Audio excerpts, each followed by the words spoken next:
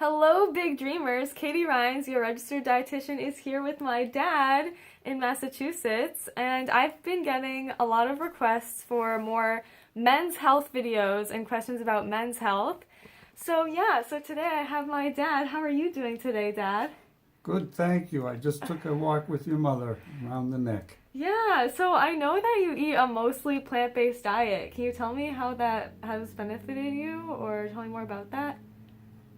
I slowly went into it since you and your sister got started, maybe over 10 years ago.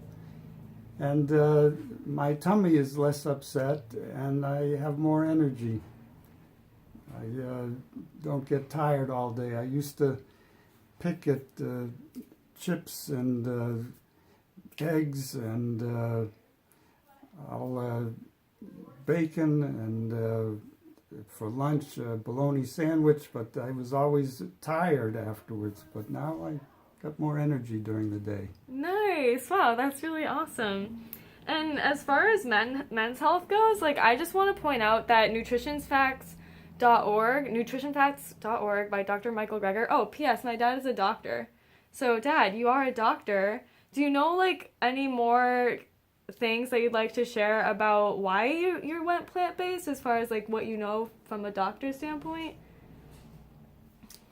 Well, that's a big subject, and indeed, there's more and more evidence coming out that a plant-based diet is better for us for preventing heart disease, stroke, diabetes. The recommendations of the Scientific Advisory Committee to the USDA, the original recommendations were for a plant-based diet, but because of political factors, they deleted that particular recommendation, though I think 5 years from now, they'll stick with that. Yeah, seriously, for real. Hang on one second. All right, and we're back. So, question, Dad, tell me about your cholesterol situation. I know that, I had heard that high cholesterol runs in our family or something, and you had high cholesterol problems in the past, and I'm wondering how you're doing with that now. I do have high cholesterol, and it is a heart disease and stroke risk factor. And I have taken statins in the past. They seemed to bother my stomach when I tried one, or my muscles when I tried another. Of course, that could all be in my head as well. But when you look at the statistics for primary prevention in a middle-aged man such as myself, who doesn't smoke, who has normal blood pressure, who doesn't have diabetes, where my age and cholesterol are my only risk factors, it would take about 20 of me to take a statin to prevent a heart attack in one of me. Or another way of looking at it, my chance of a heart attack in the next 10 years is 14% because I don't take a statin.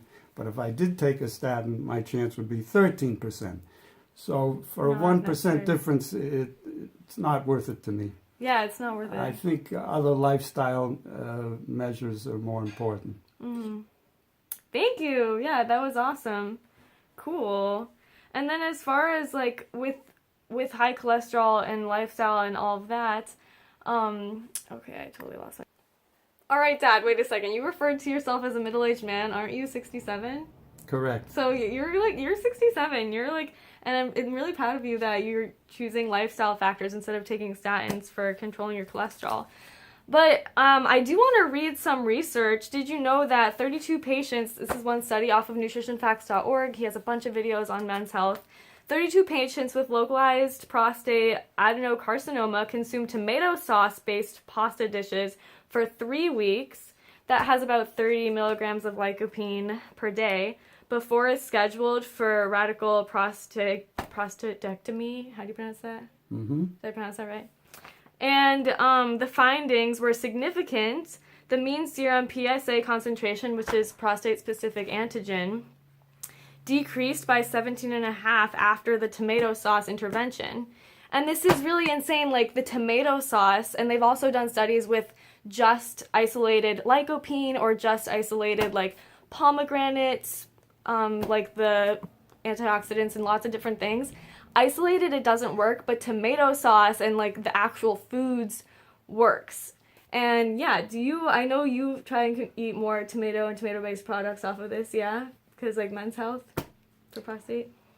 Now you're asking a few questions there regarding tomatoes and whole foods.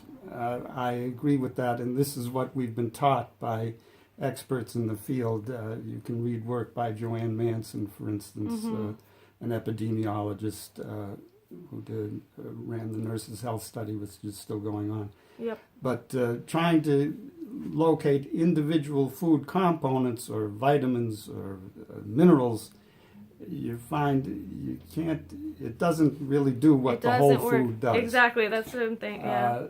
So that's point one. Now regarding prostate cancer and tomatoes and lycopene, that's a murky area.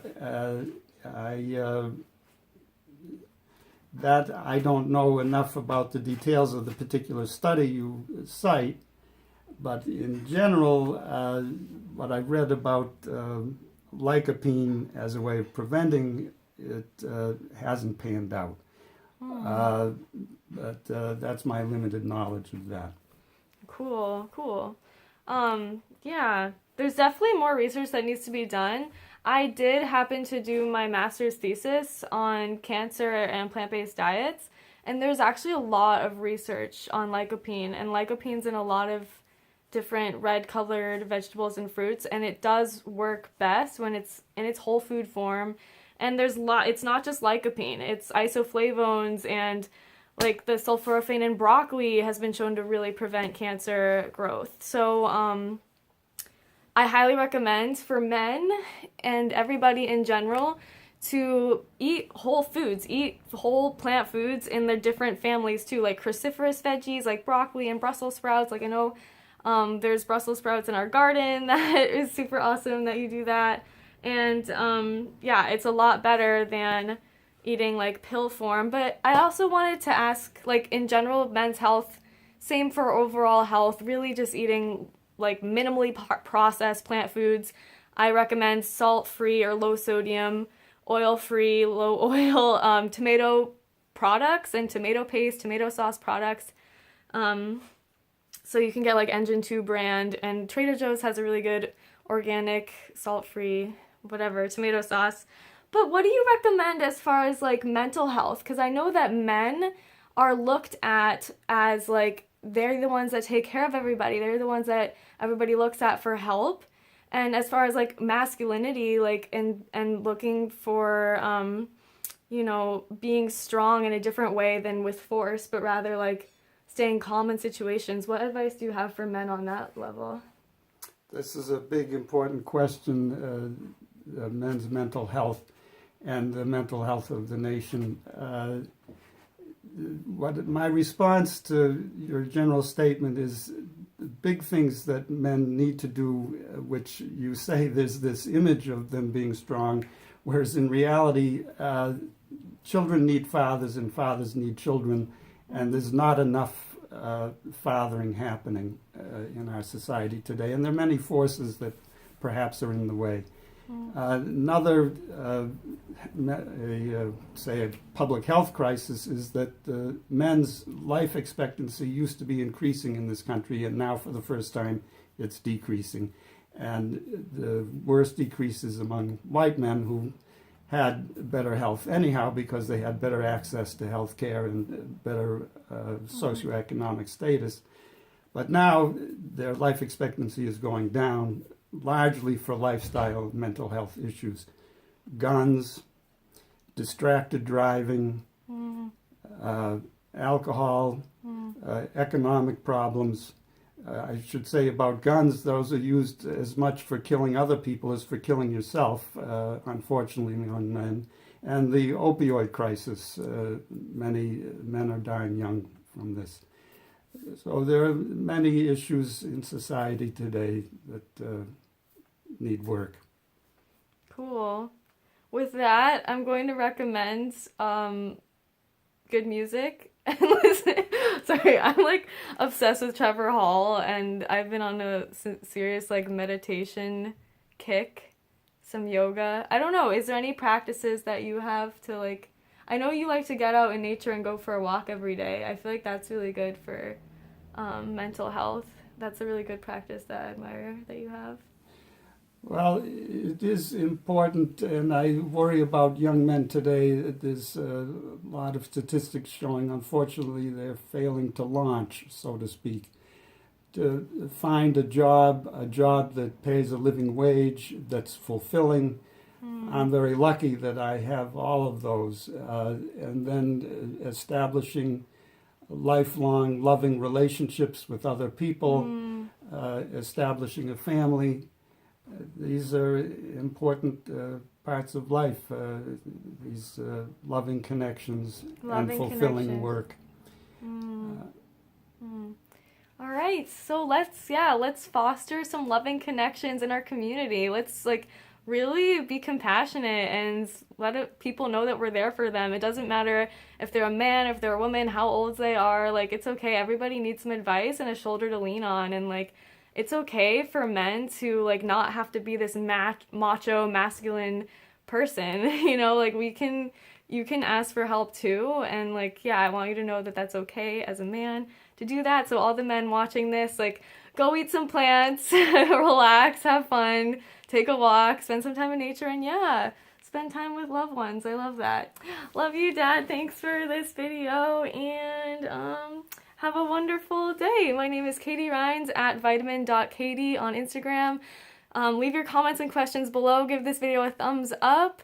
And I am accepting new clients, so please, yeah, message me. I would love to help you any way that I can, okay? Thank you. Much love. Bye.